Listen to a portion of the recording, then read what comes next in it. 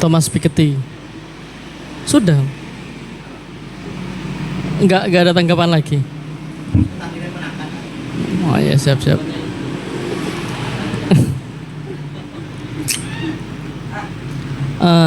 Sebenarnya membaca Thomas Piketty ini sangat, saya mencoba ingin menghindari istilah menarik ya, biar gak terkesan kayak Mbak Winda. Sangat bagus lah ya gitu. Thomas enggak kan Mbak Winda biasanya kan sangat menarik gitu ya. Menarik gitu. Sangat seger lah istilahnya ya. Karena emang Thomas Piketty ini salah satu ekonom yang juga masih eksis sampai sekarang, usianya masih 50-an ya. Meraih PhD usia 22 tahun. Ngeri ya. Keren. Dan juga analisis ekonomi politiknya itu bukan lebih kepada bukan lebih kepada historical deskriptif, tapi lebih kepada statistical analysis. Jadi jelas data-data kalau ingin melihat suatu ketimpangan di suatu negara itu jelas by data gitu ya. Saya ingin bertanya tentang kemiskinan menurut Thomas Piketty. Jadi menurut Thomas Piketty ini ketika berbicara masalah kemiskinan sebagai salah satu indikator dari munculnya ketimpangan, kemiskinan itu apakah terjadi secara struktural atau kultural gitu? Itu yang pertama. Terus dan yang kedua, kalau nggak salah di bukunya Thomas Piketty yang Capital 21st Century itu juga sempat membahas tentang bagaimana kondisi perekonomian di Indonesia. Nah, itu bisa dijelaskan kalau memang misalnya penyaji membaca ya, bagaimana tanggapan atau respon Piketty terhadap perekonomian di Indonesia. Terima kasih. Oke, untuk pertanyaan kedua langsung ya Kak ya. Untuk pertanyaan kedua langsung karena singkat ya. Saya tidak membaca yang itu. Ya, langsung yang kedua. Saya tidak membaca yang itu. Jadi saya tidak bisa menyinggung ya bagaimana perekonomian di Indonesia menurut Thomas Piketty. Untuk yang pertama, apakah kemiskinan yang dimaksud Thomas Piketty itu adalah kemiskinan struktural atau kultural? Kalau kita melihat yang dibawa narasi oleh Piketty itu, kita akan melihat dua-duanya. Khususnya dalam analisis yang tentang ideologi dan ketimpangan tadi. Di dalam ideologi dan ketimpangan, deskripsi Piketty mengenai kemiskinan itu lebih condong kepada deskripsi yang bersifat kultural, Kak. Karena dia merumuskan suatu konsep yang disebutkan tadi, apa itu? Ideologi meritokratis. Itu suatu kultur yang menghasilkan bagaimana penghasilan kelas sosial baru yang dinisbatkan kepada apa itu? Status tingginya pendidikan yang dia peroleh. Dan itulah yang dikritik Thomas Piketty, bagaimana ideologi ini yang nantinya akan menghasilkan suatu konsep kemiskinan yang dipersalahkan. Jadi itu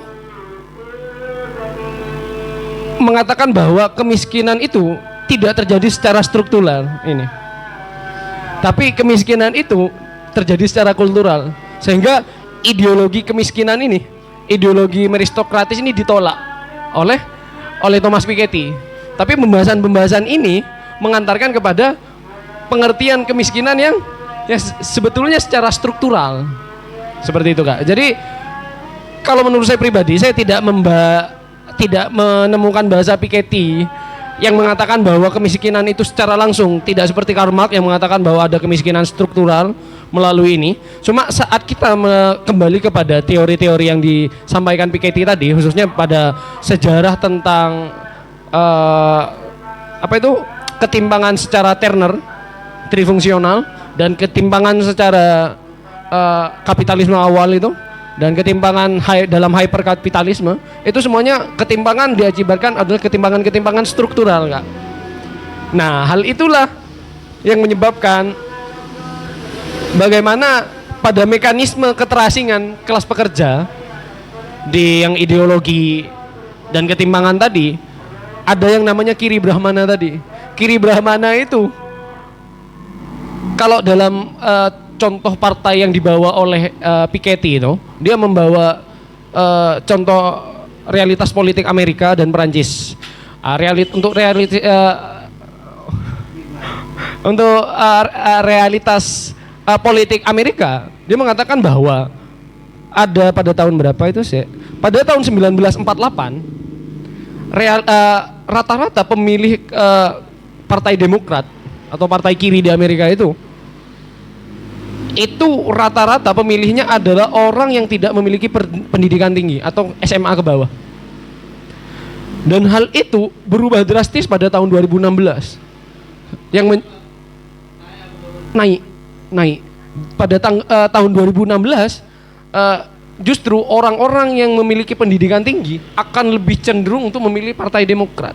Nah, itulah yang digunakan, data ini yang digunakan oleh Thomas Piketty untuk mendukung bagaimana ada yang namanya kiri Brahmana. Orang-orang yang berpendidikan tinggi yang mulai mengkhianati kelas pekerja tadi.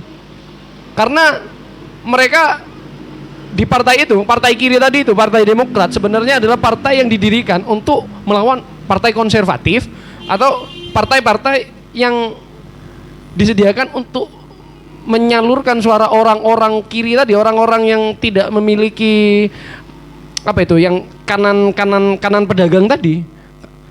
Sehingga kaum kiri Brahmana ini, kaum yang mengkhianati orang proletar ini menghasilkan suatu bentuk ideologi baru, ideologi yang mengkhianati kelas proletariat tadi, yaitu ideologi meristokratis tadi, Kak. Nah, ideologi meristokratis ini adalah usaha untuk membangkitkan suatu wacana bahwa kemiskinan adalah kemiskinan yang terjadi secara kultural, gitu, Kak. Jadi kalau Thomas Piketty sendiri, kata Piketty itu kata orang-orang kiri Brahmana. Kalau kata Piketty itu struktural, Kak. Makanya dia menghendaki yang namanya redistribusi kekayaan bagaimanapun caranya, dan dengan cara mengurangi konsentrasi kekayaan itu. Kalau dalam ekonomi Islam pun dengan demikian. Kalau dalam ekonomi Islam, karena Bang Ali juga di ekonomi Islam, kita akan memandang bahwa kemiskinan itu adalah cuma bahasanya bukan struktural ya kalau dalam Islam ya. Kehendak Allah ya. Iya, tapi kalau pakai realitas sosial itu struktural. Kemiskinan itu ada kemiskinan yang memang, makanya kan ada narasi yang mengatakan bahwa ada yang bilang jangan mau sama cowok yang mulai dari nol. Nah, mulai dari nol mana kita mulai dari minus 15 juta. Dari lahir kita bayi itu minus 15 juta. Kan gitu ya. Jadi seperti itu. Jadi menurut analisis dan data-data yang saya peroleh dari kajian dari Thomas Piketty, khususnya saat dia menentang ideologi meritokratis tadi, Thomas Piketty itu tetap sejalan dengan Karl Marx untuk mengatakan bahwa kemiskinan itu terjadi secara struktural, sehingga redistribusi kekayaan dan peran pemerintah itu tidak boleh dikurangi, karena hyperkapitalisme dengan agenda neoliberalisme yang dibawa itu akan mengurangi porsi-porsi tadi, sehingga negara tidak lagi memiliki gigi untuk memajaki atau melakukan redistribusi kekayaan yang terkonsentrasi terhadap 1% tadi itu. Saat orang-orang yang 1% itu tadi menghadapi negara yang kuat, misalnya kayak Cina, maka orang itu akan lari ke luar negeri dan memilih negara yang memiliki tingkat pajak yang relatif lebih rendah, misalnya Amerika. Nah, Thomas Piketty juga gak mau ini terjadi, makanya dia menghendaki namanya sistem perpajakan yang berbasis global, namanya pajak global. Karena memang pekerjaan orang kaya itu untuk mengakali pajak, khususnya kalau Thomas Piketty itu mengatakan bahwa harta orang kaya itu banyak terpusat di Irlandia, karena sistem perpajakan Irlandia yang begitu longgar dan tidak begitu ketat. Irlandia, Kak, kalau yang saya baca. Oh, kalau Bank Swiss ya. Pakai mic, Kak, pakai mic, Pak. Oh ya.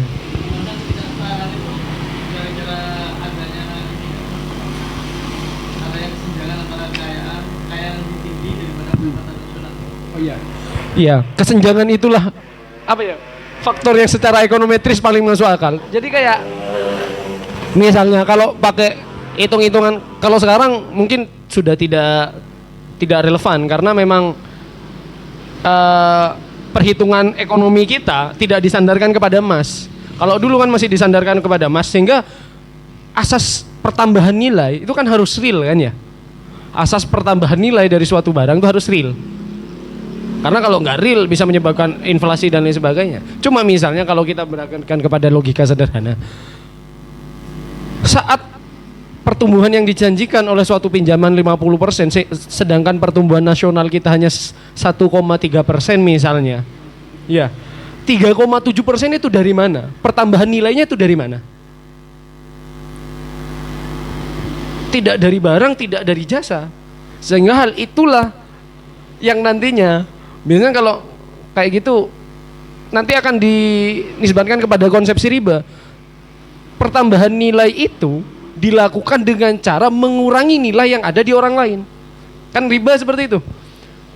Jadi kayak saat saya mematok bunga sebesar 5%, kalau dalam Islam bagi hasil itu hanya bisa diberlakukan kepada keuntungan.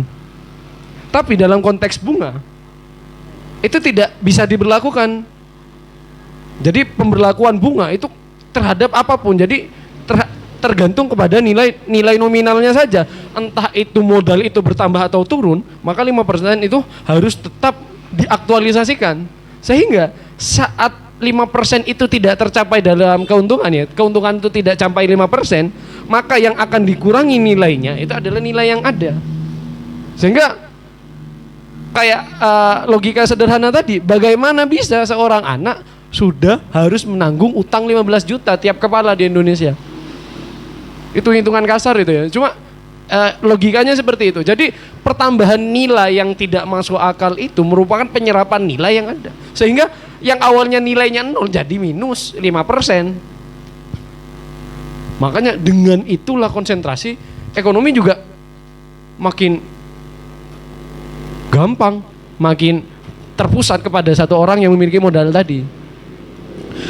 Dan lebih buruknya lagi, konsentrasi ekonomi itu tidak hanya di satu generasi, akan terus berlanjut di generasi-generasi selanjutnya tadi, pakai kapitalisme warisan tadi. Jadi konsentrasi modal yang diwariskan. Makanya Thomas Piketty juga menghendaki namanya pajak waris. Pajak waris itu untuk juga merealisasikan distribusi agar konsentrasi itu tidak terlalu parah. Karena saat konsentrasi terlalu parah dan daya beli masyarakat itu turun, karena pandangan ekonomi dari Thomas Piketty itu adalah pandangan ekonomi makro memang ya, sehingga memang fokus yang dibawa oleh ekonomi makro itu adalah fokus keseimbangan. Jadi memang musuhnya ketimbangan.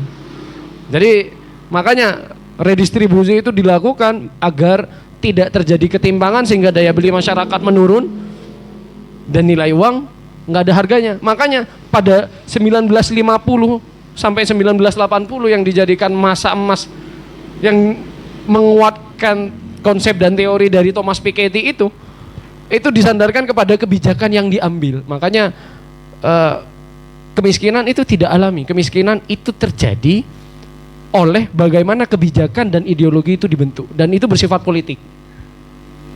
Dan hal itu dibuktikan pada 1950 sampai 1980 bagaimana setelah pasca Perang Dunia Kedua redistribusi ekonomi itu mendekati angka yang sangat fenomenal, karena memang dalam sejarah ekonomi bahkan dari abad 18 sampai sekarang itu selalu terjadi ketimpangan dan baru stabil ya. Ketimpangan itu tidak begitu besar pada 1950 dan 1980. Jadi sekitar 30 tahun itu terjadi redistribusi besar-besaran karena akibat Perang Dunia Kedua. Tapi Thomas Piketty juga menegaskan bahwa yang menjadi kestabilan ekonomi sehingga tidak timpang pada tahun itu bukan akibat perang. Perang itu hanya faktor yang menyebabkan kebijakan dalam redistribusi itu ekonomi itu diambil. Sehingga memang redistribusi ekonomi dan ketimbangan itu bisa dientaskan melalui kebijakan. Makanya memang di buku yang kedua di ideologi dan ketimpangan Thomas Piketty itu lebih syarat akan pendekatan politiknya daripada analisis statistiknya. Seperti itu. Mungkin ada pertanyaan atau tambahan? Tanggapan maksudnya? Progresif. Cek tes. Iya sebenarnya kan ideologi ketimpangan saya nggak terlalu nyampe sih untuk menyerap semua apa yang disampaikan dari Thomas Piketty ini. Cuma yang jadi pertanyaan saya secara sederhananya, kalau agar tidak terjadi ketimpangan atau istilah ideal itu seperti apa? Itu aja sih dulu. Solusinya adalah pajak progresif ya. Ketika Thomas Piketty itu menginginkan bahwasanya nanti ada kebijakan yang kemudian pajak itu berlaku global gitu. Ketika tingkat negara aja orang yang kemudian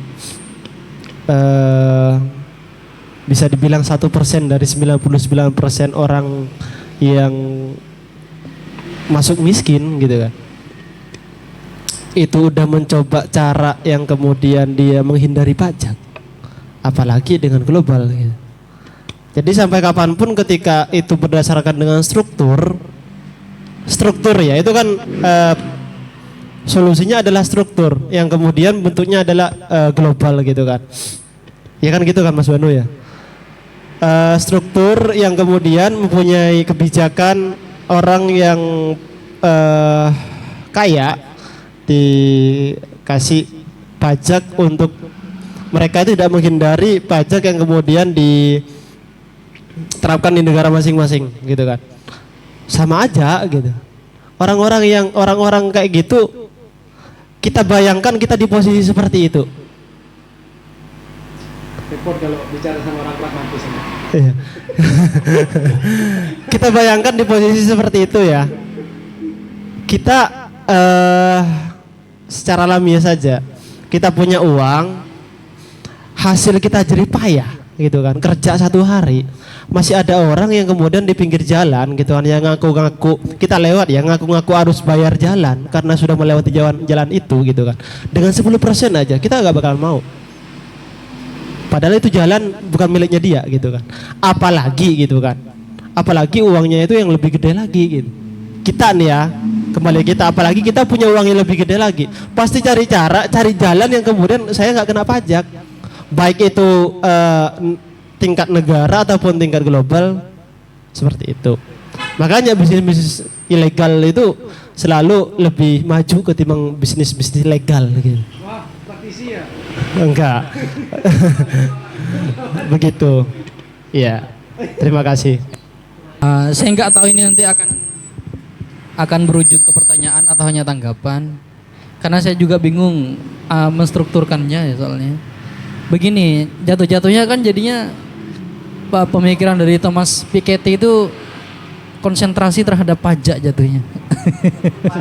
Iya itu, makanya kan kalau hanya sekedar latar belakang kan kita bisa buat sendiri kan, maksudnya latar belakang kenapa ya pemikiran itu muncul, kan kita fokusnya kepada solusi yang diciptakan, konsentrasinya kepada pajak atau pajak progresif itu sendiri.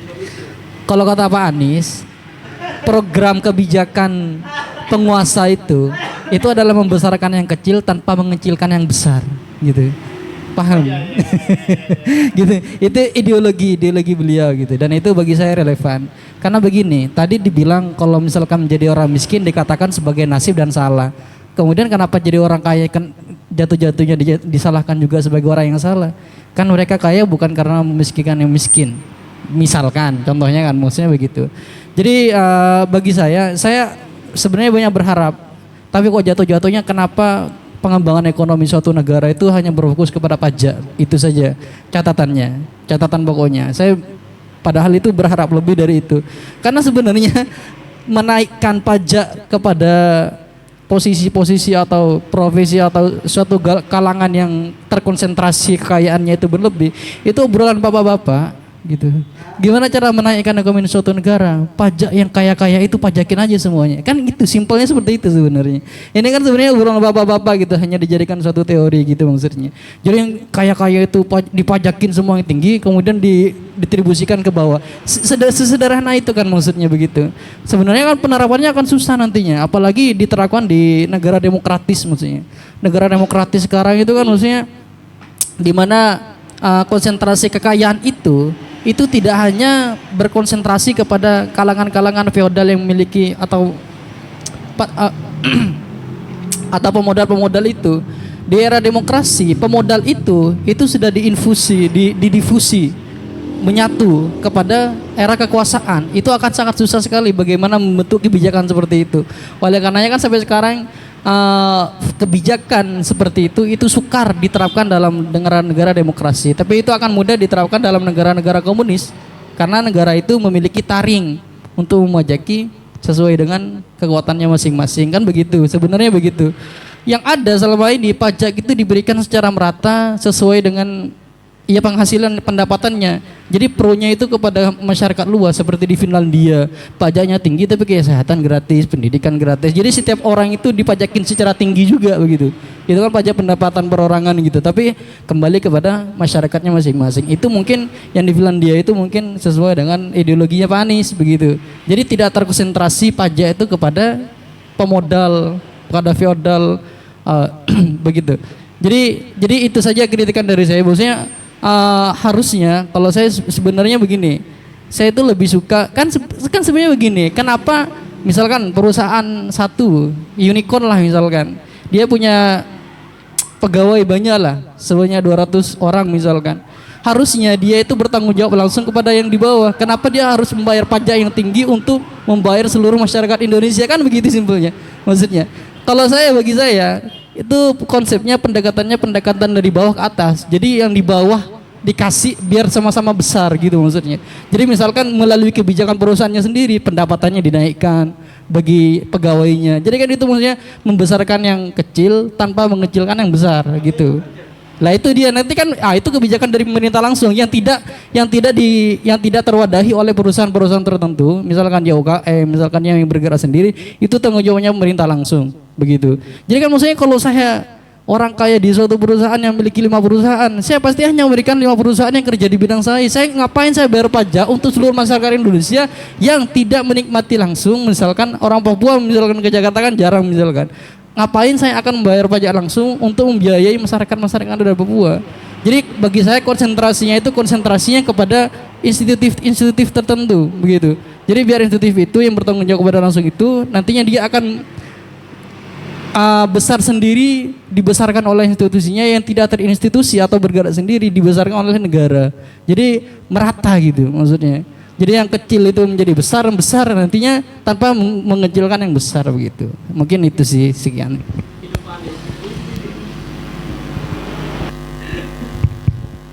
Oke, cek tanggapan dan pertanyaan yang sangat bagus dari teman-teman ya.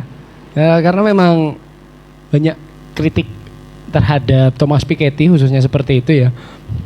Karena memang sebenarnya ya Thomas Piketty mengakui bahwa kayak solusi itu bisa saya kutip sebagai solusi asal ya. Jadi memang kalau Mas Faidol mengatakan bahwa konsentrasinya terhadap solusi memang asal-asalan Mas.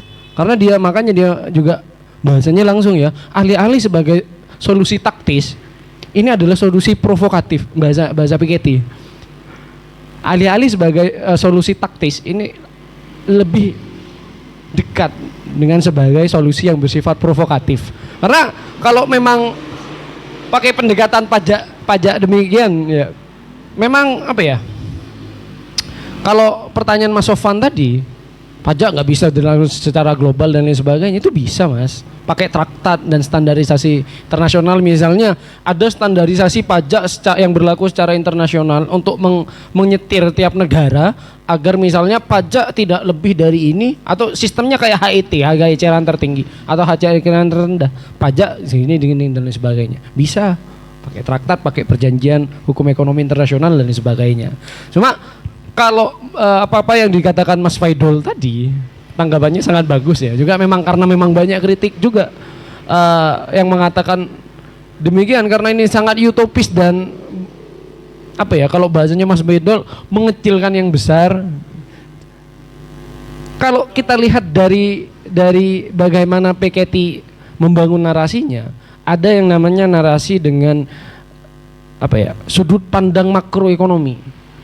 Sudut pandang makroekonomi memang berfokus kepada kestabilan nilai harga, karena konsentrasi kekayaan itu adalah mengakibatkan dampak jangka panjang yang besar. Misalnya kayak kita dapat melihat bagaimana pada 1930-an ada Great Depression ya. Great Depression itu termasuk karena adanya nilai-nilai yang tidak masuk akal. Jadi yang disorot oleh Piketty di sini alih-alih solusinya, tapi lebih kepada bagaimana ideologi ketimpangan itu dibenarkan secara ideologis dan bagaimana kemiskinan itu dipandang sebagai suatu hal yang natural. Itu yang ingin ditolak sebenarnya. Makanya kayak yang dijelaskan dan yang menjadi sorotan penting itu bagaimana pola persentase investasi yang berlaku, sehingga persentase yang tidak didasarkan kepada pertumbuhan yang rata itu menyebabkan persaingan antar manusia yang mencapai kebebasan ekonominya itu tidak merata. Jadi alih-alih untuk menciptakan redistribusi kekayaan sebenarnya ya, saya lebih setuju bahwa Thomas Piketty memiliki titik fokus pemikiran kepada redistribusi kesempatan untuk menghasilkan kekayaan yang setara. Jadi redistribusi kesempatan. Makanya dalam pajak yang dirumuskan tadi, meskipun itu utopis dan nggak mungkin bisa terrealisasikan karena memang asal ya, karena memang teman-teman di sini juga mengatakan bahwa mustahil dapat diterapkan seperti itu, apalagi kalau kita sudah kata orang yang 1% itu membayar lawyer juga gitu untuk membela hak-haknya dan lain sebagainya. Kita akan melihat itu utopis. Cuma saat kita melihat bahwa bagaimana konsepsi waris baru, yang namanya waris baru, jadi kayak konsentrasi kekayaan yang ingin dihempaskan dari Thomas Piketty itu merujuk kepada suatu konsekuensi logis. Bagaimana konsentrasi kekayaan itu yang nantinya akan menimbulkan pasar persaingan tidak sempurna antara manusia-manusia yang ingin menggapai kekayaan yang secara setara, sehingga tidak terjadi namanya sistem egalitarianisme tadi. Makanya dikatakan ketimpangan. Ketimpangan tidak hanya terhadap akumulasi kekayaan, tapi ketimpangan terhadap kesempatan untuk mengakses kekayaan. Jadi ketimpangan itulah. Jadi alih-alih untuk melakukan redistribusi secara benar melalui pendekatan yang ekonometris dan statistik dalam bentuk uang, Piketty justru ingin menghasilkan redistribusi kesempatan untuk mengakses kekayaan agar tidak terkonsentrasi di satu tempat. Jadi karena memang fokus kajiannya hanya agar tidak terkonsentrasi, fokus kajiannya hanya agar tidak terkonsentrasi, sehingga masyarakat itu lebih berdaya dan egaliter. Dalam ideologi dan ketimpangan yang dibahas oleh Thomas Piketty itu juga membahasakan bahwa ketimpangan secara ekonomi itu tidak hanya berakibat terhadap ekonomi, tapi juga akan berakibat terhadap ketimpangan politik dan ketimpangan sosial, di mana orang-orang yang memiliki status sebagai elit itu, elit ekonomi, akan otomatis menjadi elit politik dan otomatis menjadi elit sosial. Elit sosial dengan cara dia melakukan apa itu namanya? Pemberdayaan dalam sektor yang dikatakan sebagai sedekah, hibah dan lain sebagainya. Elit politik dalam konteks tasi politik, sehingga dia dapat memesan ini itu dan lain sebagainya dalam ranah hukum dan lain sebagainya. Dan inilah yang akan menyebabkan ketimpangan dan ketidakstabilan dalam ranah politik juga. Makanya dalam ideologi dan ketimpangan, Thomas Piketty itu memang syarat akan penjelasan yang bersifat politis. Dan dia juga mensyaratkan bahwa apa-apa yang dibahasnya tentang solusi itu alih-alih bersifat taktis, lebih kepada bersifat provokatif. Mungkin kalau tidak ada tanggapan atau pertanyaan lagi, kita akan sudahi ya. Mungkin terima kasih kepada teman-teman yang sudah menyempatkan hadir baik secara offline maupun online. Semoga apa yang kita diskusikan bersama menjadi suatu bentuk pengalaman intelektual baru yang menyebabkan kita mengalami perkembangan terus dalam ranah pemikiran dan pemahaman terhadap fenomena yang terjadi di sekitar kita. Mungkin ini yang bisa kami sampaikan, kurang lebihnya kami sangat-sangat memohon maaf kepada teman-teman. Jangan lupa like, komen, dan subscribe, dan semoga kita tetap bisa istiqomah dalam hal ini, dan kita akan melanjutkan diskusi pada minggu depan pada diskusi yang 271 tentang dependensi ekonomi yang akan dikaji oleh teman kita. Assalamualaikum warahmatullahi wabarakatuh.